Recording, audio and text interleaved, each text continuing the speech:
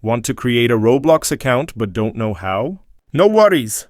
In this video, I'll show you step by step how to create a Roblox account easily. So let's start the video. Let's go! First, open the Roblox app on your phone or visit the Roblox website. On the home screen, tap Create Account to begin the sign-up process. Select your month, date, and year of birth. Make sure to enter the correct date because it affects parental controls. Enter a username that's not taken. Avoid using personal details for security. Create a password with at least 8 characters. Use a mix of letters, numbers, and symbols for better security. You can select male or female, or leave it blank if you prefer. Tap the Create Account button.